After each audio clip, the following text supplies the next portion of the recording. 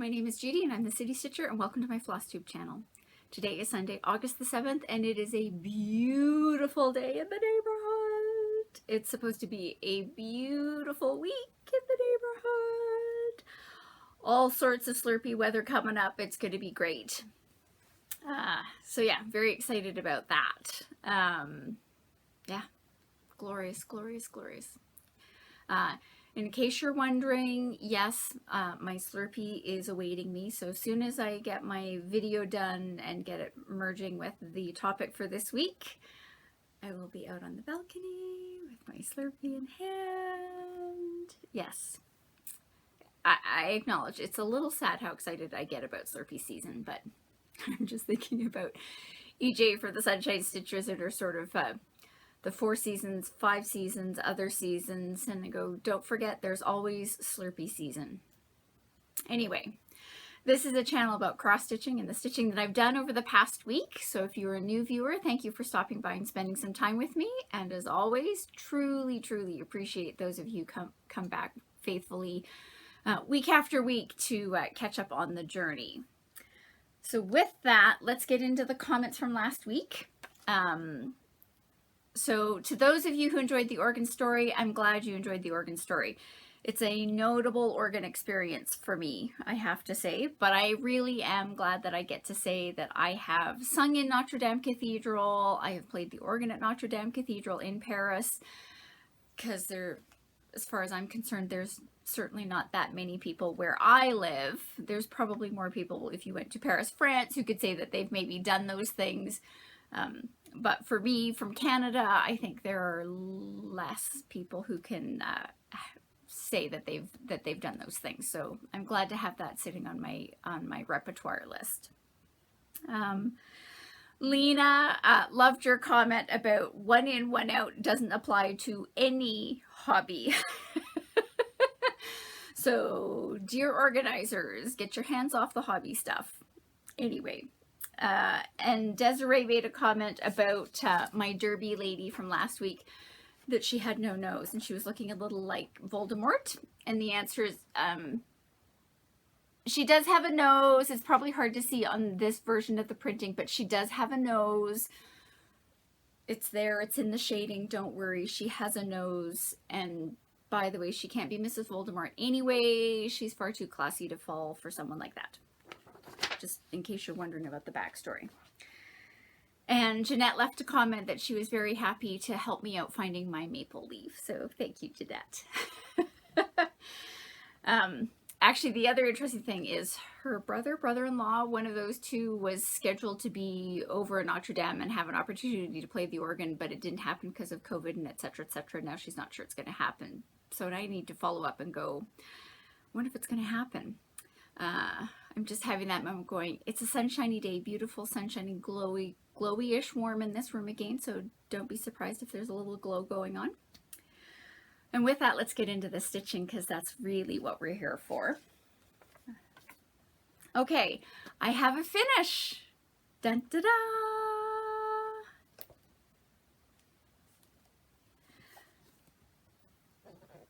So yes, I'm back on this same board with the red thing behind it, just so you can see the whole thing. So I have now fully finished White Christmas by the Victoria Sampler.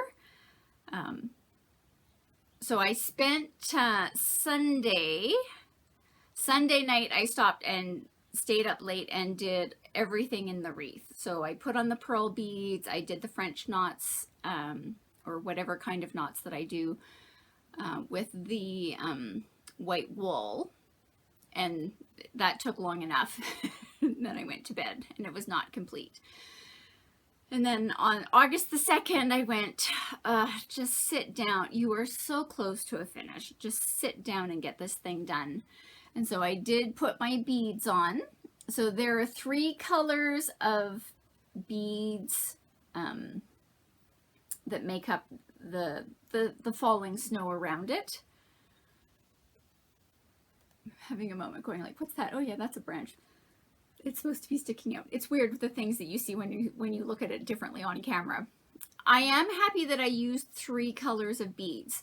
The iridescent ones don't necessarily stand out as being dramatically different than the white ones, but there is a subtle difference. And I will say, for me as an aesthetic, when I'm looking at it, I'm very happy that I had 3 different colors that I was using to do that beading. 1 would be fine, 2 is better, 3, I like the look of the 3 because it just gives a little more, not exactly pattern, but anyway, you know what I mean. In my head, when I started the beading, I had a plan as to how I was going to approach it, and then about 6 beads in, I threw that out the window and just went, as you're roaming around doing this beading, I just sort of chose the best bead color for that spot. So there's no real pattern there. I did use my invisible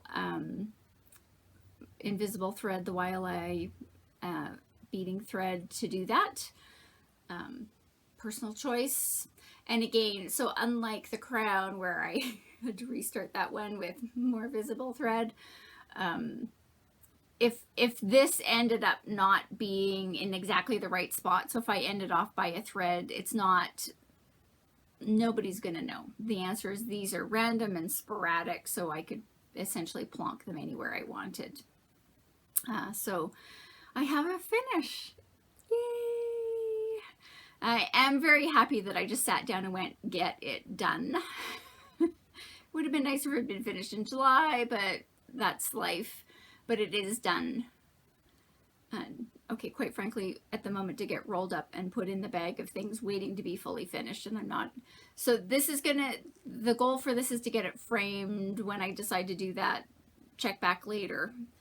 I've got some dollars in the framing budget, but I think they're currently allocated to other projects, which haven't been taken to the framer yet, but you know, in case you're wondering, this is what the chart looks like. But actually, I am going to do this because this is the difference between, so the model was done on white.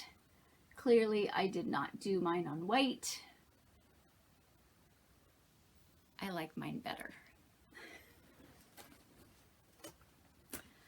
I was in the Victoria Sampler group sort of probably about halfway while I was working through that. And they do have that as a suggestion, do it on a darker fabric, but nobody in the group had posted a picture of one. All right. So I have a new start because we're in a new month. So not surprisingly, I am working on my August Cottage of the Month by Country Cottage Needleworks. Say that's what it's supposed to look like.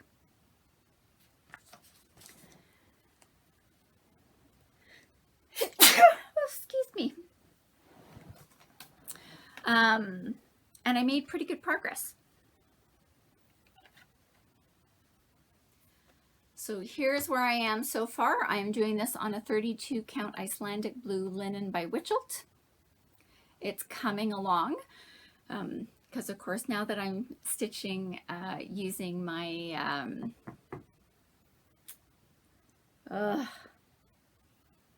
Markup Arcs P, and I'm keeping track of things. I am 73% of the way through this chart. So hopefully this should get finished in the next couple of days. And then I can move on with my August heat plan. I feel like I need to pull it back. There's some weird shadows going on here, but anyway, so there is my August so far. I had said to a friend of mine earlier this week, it's like, it's shocking. I'm using all of the called for colors until last night. Now I'm not using all of the called for colors. So the called for color for this, what's going to be a shell, it needs some back stitching. So the 2 shells down here and up there, the called for is 352, and I did stitch them with 352, and I just found them to be too bright for me. So I ripped them out last night and I restitched them, and they are now happily 353. I think all I did was go up. Yes, all I did was go up 1 shade. I used 353. They look like more like seashell things to me in the slightly lighter color. So it's coming along, 73%. So we're on track for having that finished. That would be finished number 2 for the month of August. I'm also working on my sampler of stitches, which is a series of 9 charts by the Drawn Thread, which I am doing as a sal with Sarah the Stitchin' Mummy. And my goal was to finish the letter Q this week. So I was successful in that goal, but let me tell you, whew,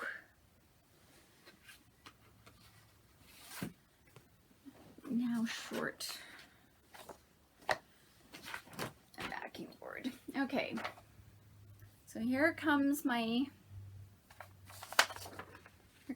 piece. So Q is now complete with my queen stitches, my quodlibet stitch, and my quick stitch. This is the quick stitch, these are the queen stitches. Let me tell you, for something that is this narrow and skinny, this took an atrociously long amount of time. Why? Because of the queen stitches. Just see how close I can get this. That little block there effectively is full coverage of queen stitches. And because I'm me, there are 69 of them. Yeah, it took forever. 3 colors, 69 queen stitches. Man, that thing took a long time to do. I'm totally fine with it.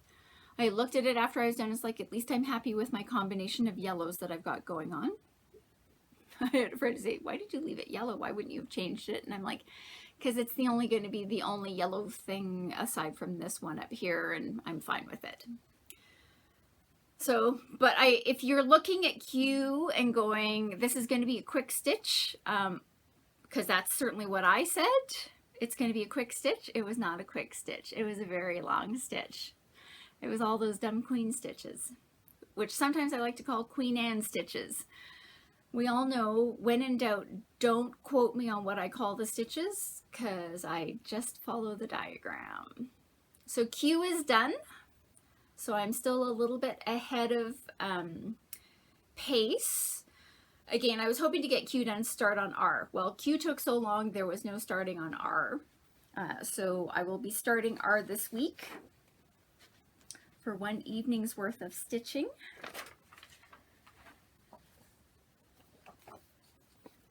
So R looks to be like a healthy chunk of stitching, so we'll see if I can get that done in 2 weeks or if it actually takes a little bit longer than that. So yes, some of that buffer zone may get taken up by R. But the interesting thing is when R gets done, I will be 2/3 of the way through this entire piece. So if nothing else, R needs to be done by the end of August, because that will mean we're still on track for getting everything done in the current year.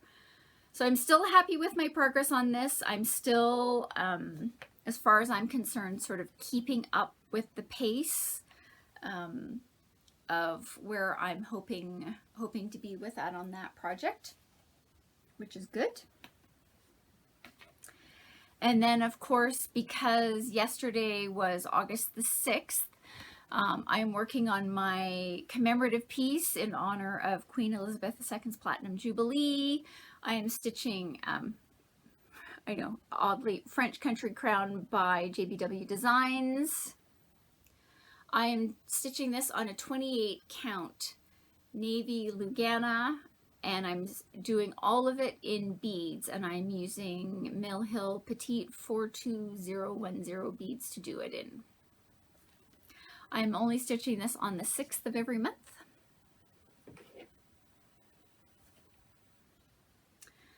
So it's coming along. So what did I work on? So I came down and sort of filled in the bits over here.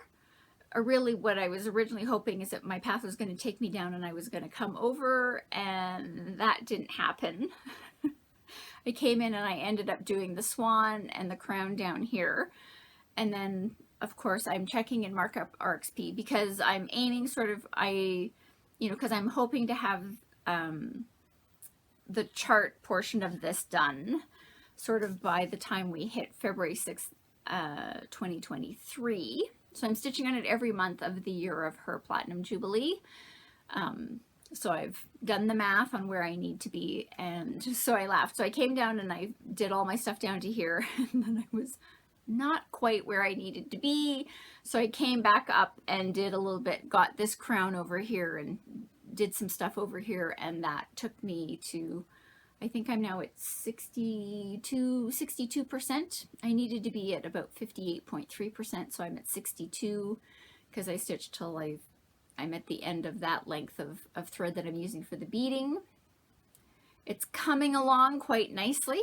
There's actually, so from the swans down, right, so I've got the crown in here, and then I have this bottom border. So my goal for next month is I'm going to come in and start to fill in this, because we really are we're coming down to it, because it's, again, I still am at 62%. There's 40% left to go.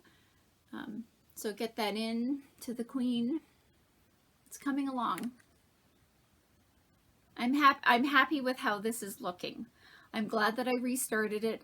I am using a beading thread. It is a white beading thread, and I chose the white as opposed to the black just because I felt that it blended in better with the silver beads that I'm using for this.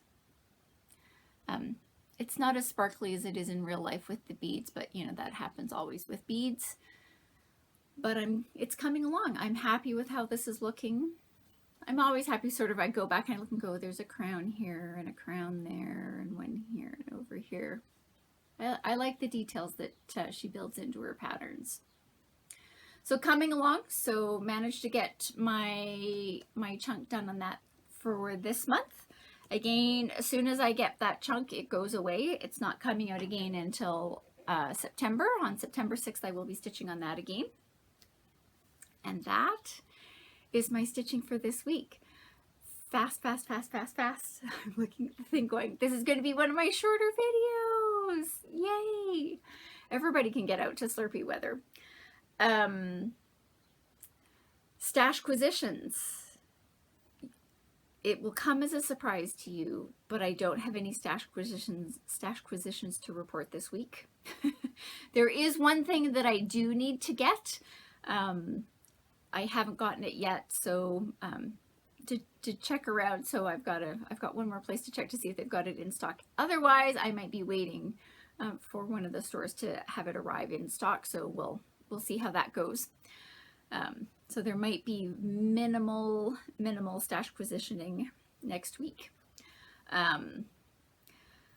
Quick commentary on Needlework Expo, which is coming up at the end of August.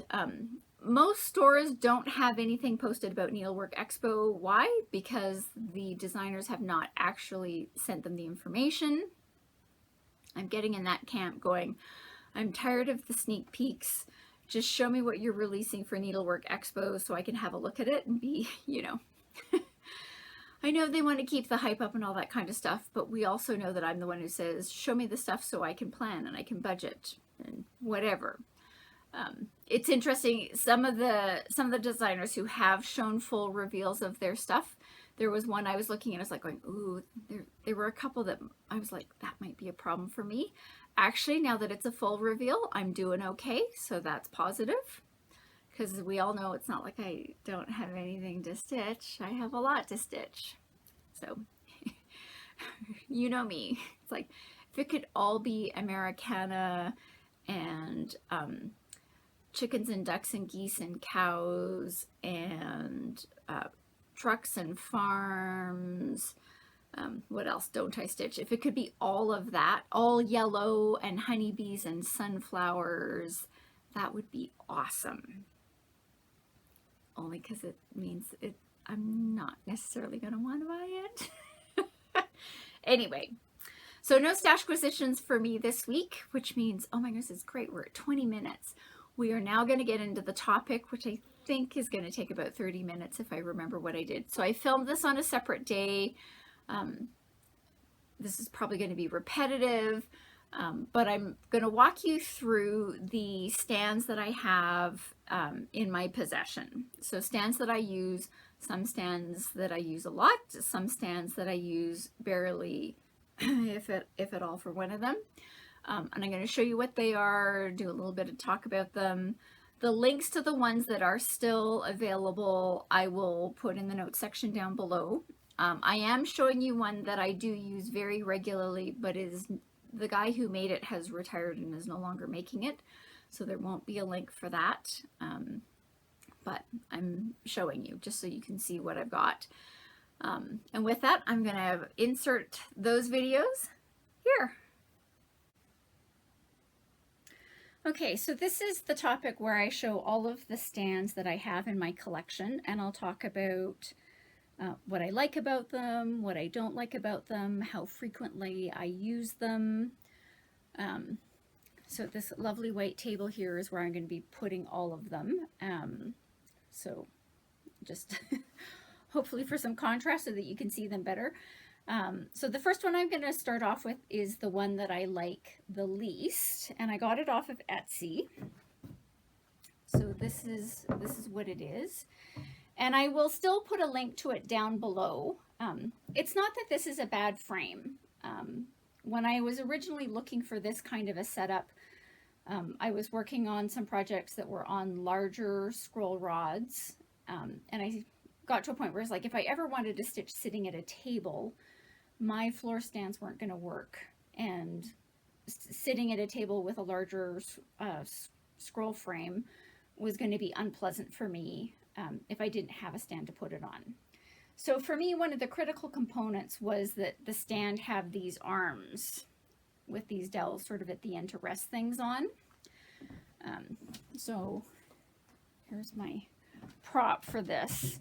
Right, so the goal for me is just that I can rest something on there. That was, I don't like the stands where you know, like most scroll frames, like they've got the center hole so that you can attach this to a lot of the stand systems like Case Creations, and I'm gonna say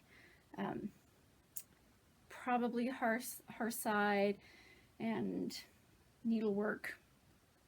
Like those Needlework 4 and Needlework 2, I don't remember what it is because clearly I don't have any of them.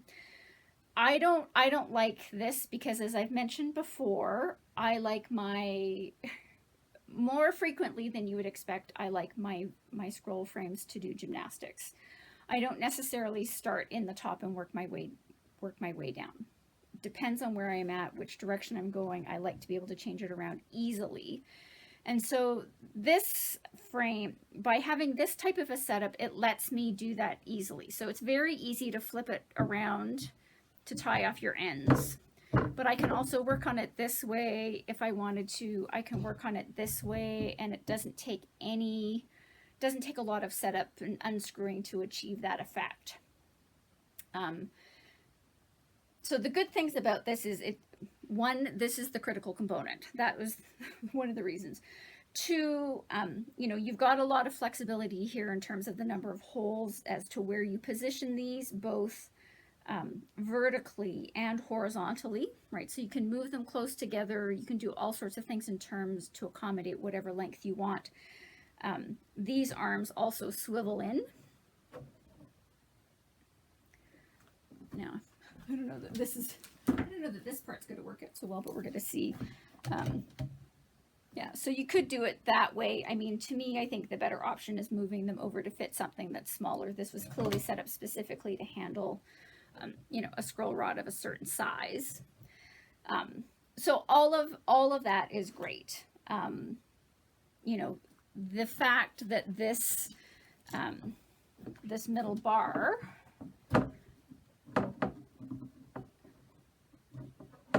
watch me not be able to do it on camera, right, can also angle up and down, right? So all of that is positive. The thing that I find challenging about this particular one is getting the setup exactly right, particularly in relation to these bottom legs. And however it's looking on camera, it's looking very skewed. is that this is harder to get these two aspects to be level, and quite frankly, it looks really off-center on camera, but it's not that bad in real life. But anyway, let's do that. So that's the part that I find challenging about this, is that because these side pieces are independent, it's sometimes very challenging for me to get it to exactly the right spot I want, where everything is level and everything's at the same angle. Now, I've used this on multiple occasions, so I'm, you know, it's at a better spot for me now. And so that's sort of like where it is right now. I generally sort of leave it at this and don't try to fiddle with it too much, because for the most part, it's at a pretty good spot. But in terms of go-to, this is not my go-to one. I was finding it challenging enough, and I was unhappy enough with it that I went looking for an alternate solution. I still have it. You just never know when it's going to come in handy.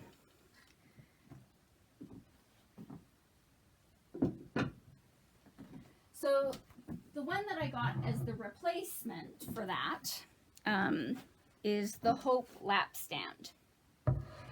So there are, let me just adjust the camera a little bit there.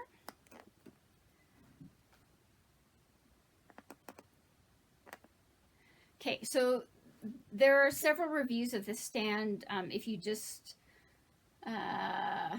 on YouTube, if you just do Flosstube Hope stand, you'll probably come up with several of them. Jan Hicks for sure did one on this particular stand. If you go to Vonna Pfeiffer, the Twisted Stitcher, her website, she's got a review of this one as well. And so I like this one better.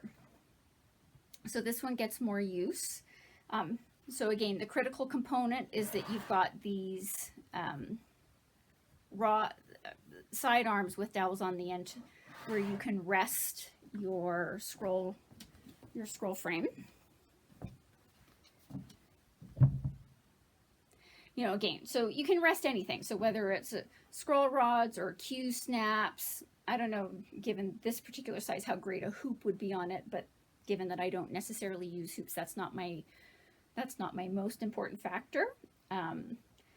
So, you know, this works great for my purposes. Again, it's got flexibility, sort of welcome to the screws. Right, so you have the ability to move these side arms in or out depending on how far apart you want them. They also can angle if you want them to, in or out. So I suppose if you were working on something really large and you just needed that extra bit, I suppose that would work. I've never had to do that. Similar to the other one, the arms have multiple notches on them. So you can adjust where these arms are sitting and how far up or down you want them to be, as well as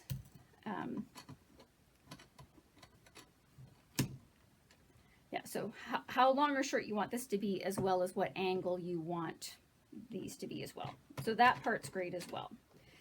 The only thing that is not, that I would adjust if I were making these, is the fact that because I stitch in the ditch, and depending on which scroll frames I'm using,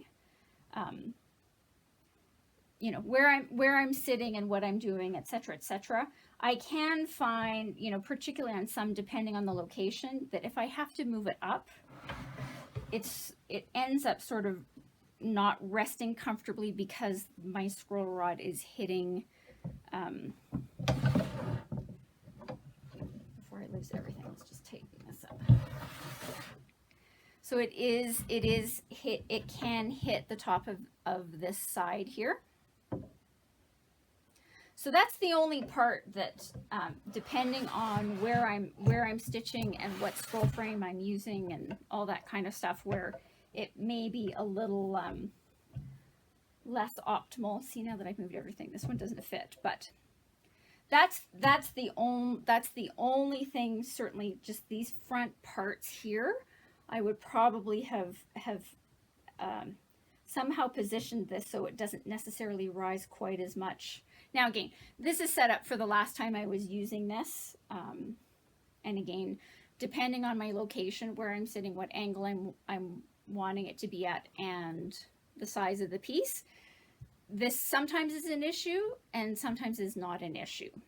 So in terms of the stands that I've got, this I like better than the one that I got off of Etsy.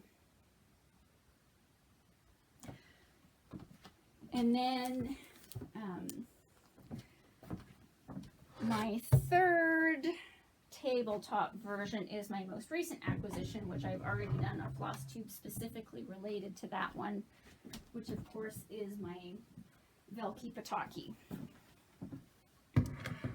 Now again, I've specifically got this so that I can take it when I'm traveling with stitching.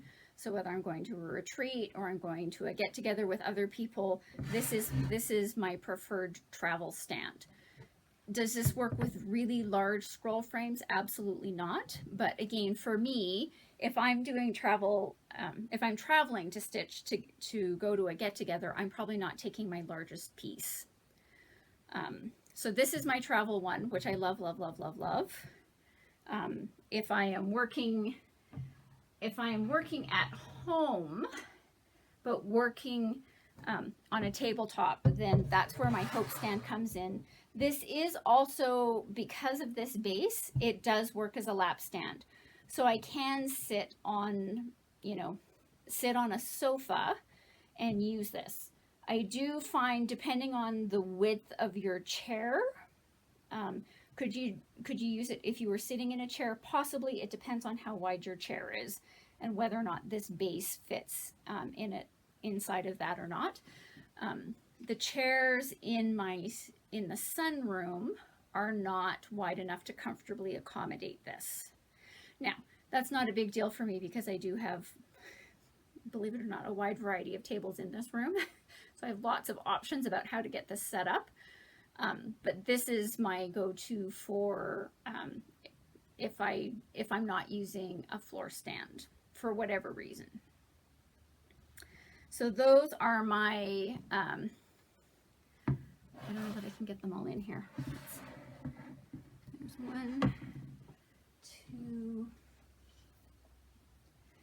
This one's going to come off weird because and 3. So those are my 3 tabletop stands. So this is off of Etsy. This is from the Velky Petite site. This is, again, from a Facebook group. I think there's an email where you can directly email.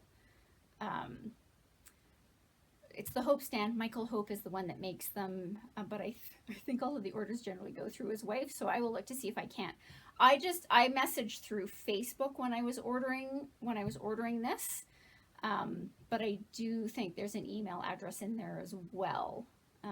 But most likely I'll probably just put directions in the notes section about how to order this from Facebook, if maybe the email if I can find it. So those are my tabletop stands.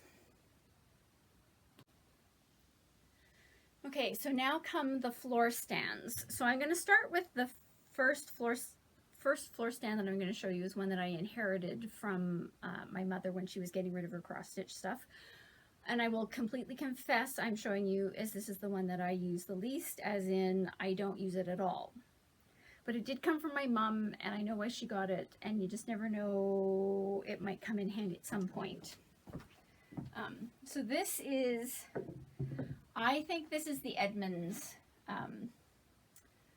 floor stand, which I think you can get at Michael's, Amazon, etc., etc., etc. Again, my mother used it for a couple of projects that she was working on. Quite frankly, I never went back and asked her how much she loved it or didn't love it. It's got, so you've got a knob here, so you can sort of change the angle of this. You've got a knob here at the top, which changes the angle for this. And you've got a knob here, which changes the angle of this thing that holds your work. Now, I would say because of where the screws in this are, which, let's see. So I've got a couple of things. I don't love that screw placement. I think this works okay for hoops. I think this works okay for, I'm just gonna choose this again. I'm just gonna do this. I think this works okay for hoops. It does not work well for a Q-snap as far as I'm concerned.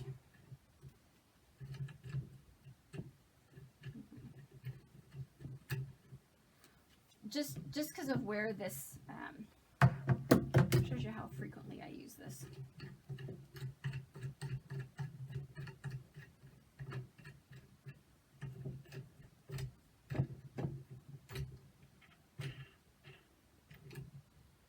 Right, so this is just about as far as it goes, and you know, technically I can get my Q-snap in there, but I don't love it. Now, have I used it with a Q-snap? No, I haven't. You know, like I say, I wouldn't use it with a scroll rod because generally what you're going to end up doing is your fabric is going to come right up against it, right up against those screws, and I don't like that at all. So for me personally, I wouldn't use it with scroll frames. I think it's totally fine. You know, if you're doing like the mini bars and you're doing canvas work, which is quite frankly when I think my mom got this, right? Because that will grip and you can, you know, angle this however you want. So that's one that I've got. Again, this is the one that I use the very, very least, as in, I will totally confess, I have not used it since my mother gave it to me because I have other floor stands. So that's floor stand number 1. If you only saw the chaos in this room right now. Okay, floor stand number 2. I'm still going to show it to you, but the big caveat is this particular stand is no longer available to my knowledge. So again, I got this off of Etsy.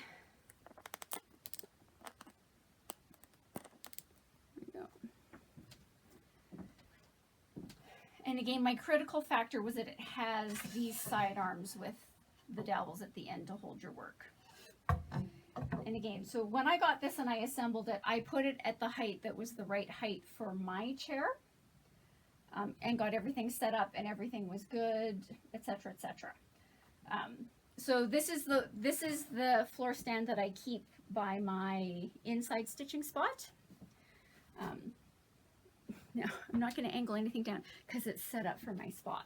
But again, it's totally fine working for scroll rods.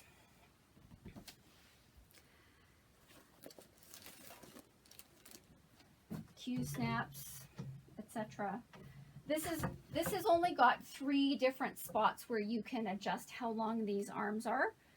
And again, given that I use it in a very specific stitching spot for me, now that I've got it set up, I don't generally ever change these arms. It's got a couple of notches here.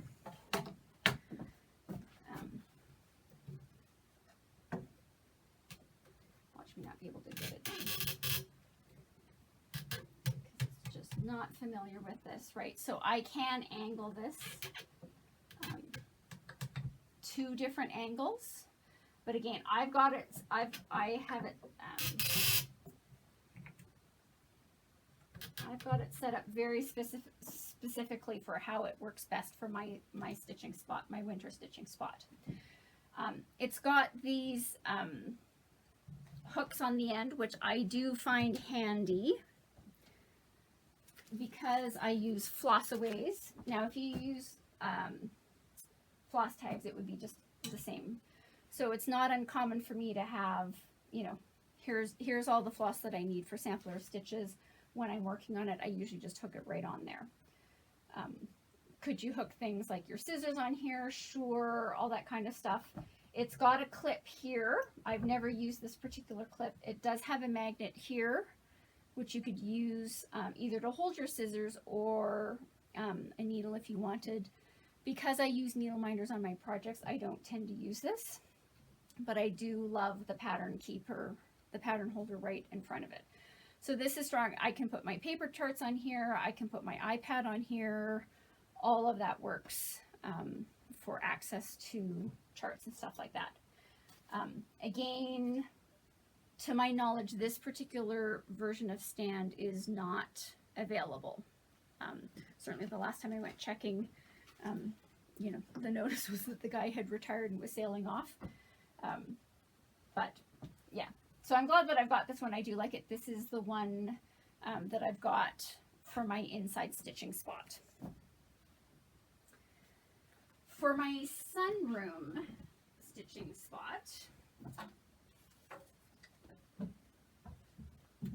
I have this one, which is also off of Etsy. Now, the note on this one is that the floor print on this one, the way the base of this is a bigger, takes up more space, which is why this one I use in the sunroom, just because I've got more space in front of me. So this is set up right now for Q snaps. So you can, again, this is the one that will angle how high. Now this is down pretty low because I'm working on it at a chair. But it's the combination of these. Again, it's set up for my specific setup. Whoops. Should have known that was going to happen. Come on.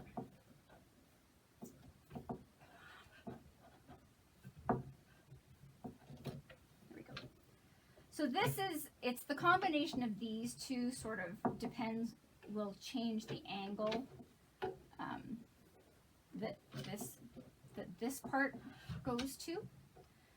So again, I usually have it set up very specifically for my specific setup, which means now that I've done this demonstration, I'm going to have to go back and figure out what that is. But that's, again, this one sort of deals with how high this is. I'm having a moment going, okay, there it is. Just didn't, I wanted, and then this also controls sort of the angle of this. So this is, like I say, this is set up for a Q snap. And again, so it's got those screws in there, which I don't necessarily love. But for a Q snap on this one, I do find that it works okay for me. There we go.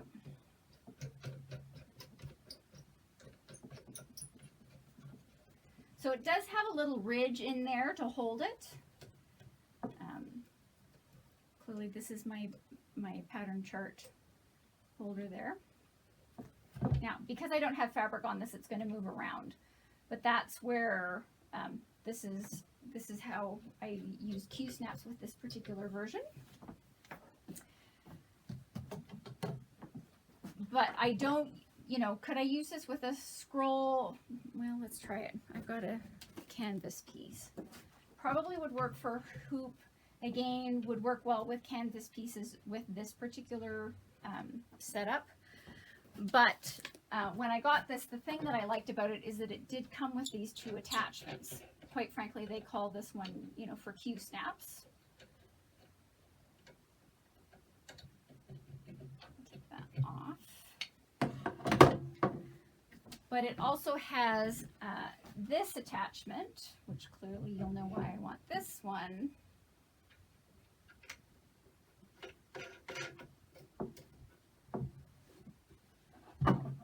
Now, clearly this is a terrible angle for stitching, but that's not the point of this demonstration. But it's also got this attachment, again, for scroll rods. And similarly, so they've got multiple holes here on these arms, so you can adjust how far down this is, generally. So that's where I'm sort of setting mine. And similarly, you've got 4 holes on either side, so you can space them however you need them to be to hold the scroll frame. And similar to all of the other ones that have these arms, you know, they can angle in any direction that you want.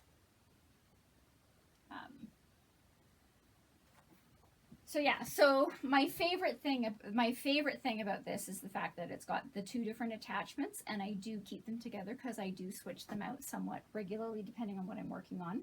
You know, can I use this for a scroll frame? Yes. Or for a Q-snap. You know, but I would use it only if I were working on like a bigger Q-snap. So the one that I've got here is an 11 by 11. So like my Cottage of the Month series, which I'm working those on a 6 by 6 Q-snap, I wouldn't want to work using this attachment. I would work using my Q-snap attachment. So I like that flexibility. You know, do I prefer one over the other?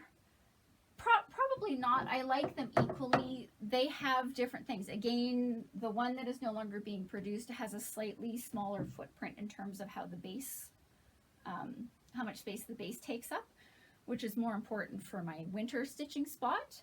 Again, here in the sunroom, I've got enough space that this poses no problem for me. You know, but this does take up quite a bit of floor space, you know, so relative to a Lowry, right, this is a lot more, takes up a lot more real estate on your floor than a Lowry does.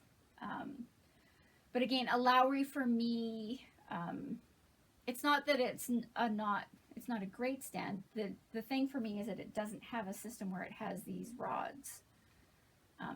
It firmly clamps to, you know, sort of the side of your thing. You know, yeah, you can flip it up and down, but again, it's one of those where it's kind of attached on the side, so it's harder.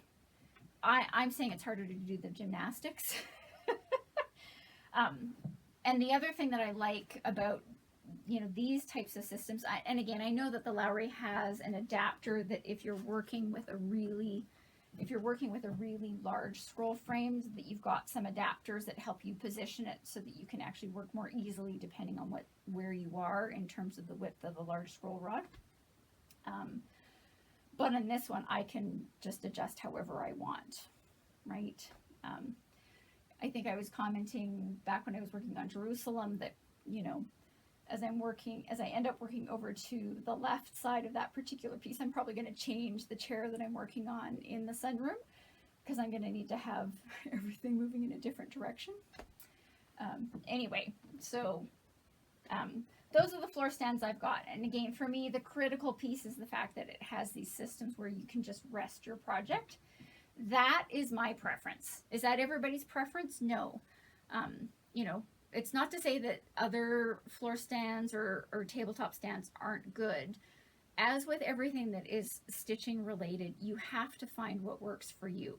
Now, I have tried the ones, like I have tried a Kay's Creation, and because I like my projects to do gymnastics, it didn't work for me at all. And so as soon as I figured out that I wasn't happy with anything that it attached onto the sides, that sort of got rid of a lot for me, right? So Hearthside, which is now being taken over by Evertotes, the needlework system, it's that black one.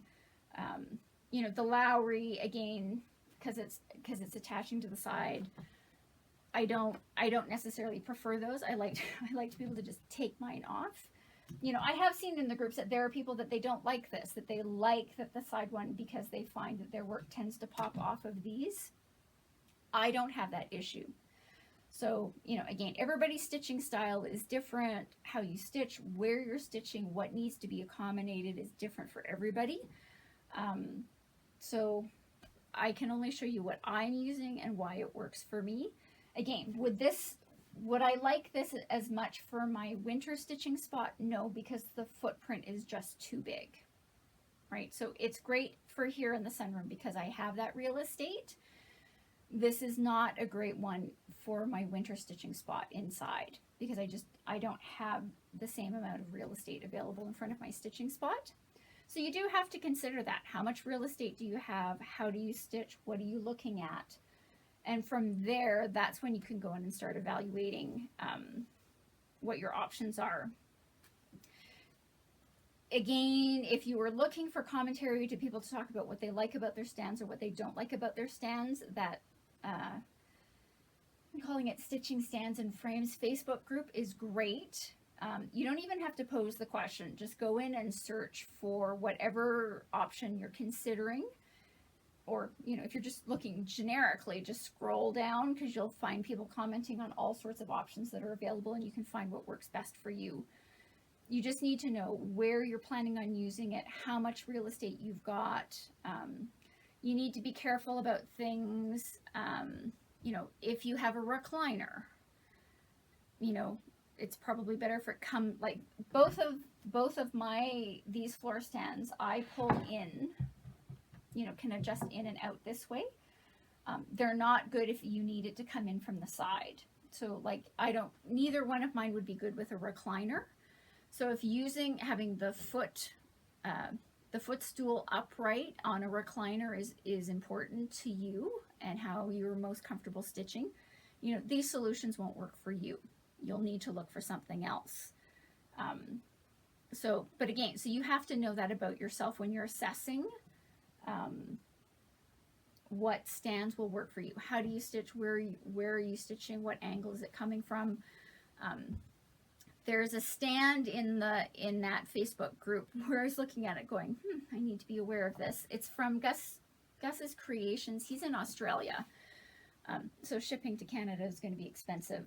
But I actually was looking at it because if I ever ended up, you know, because again, I've had a lot of family members go through some health issues. If I ended up in a position where I was working sort of out of a hospital type bed for whatever reason, for a prolonged period of time, he's got one that I think is actually really interesting from that perspective because of the flexibility of the angles that it can come from and how high it can go. So it's certainly one that I looked at and went, things to note. Now, am I buying it right now? No. Do I need another floor stand right now? No. Do I keep it in mind that if I ever got to a point where I was, you know, again, in a hospital bed for a prolonged period of time, recovery, I'm disabled for whatever reason, I certainly have that stand on my radar because I think it would work brilliantly in that situation. So there's a quick little look at the stands that I have. As always, if you've got any questions, comments, things you'd like me to address further, just let me know in the comment section down below, and I will turn you back to regularly scheduled programming.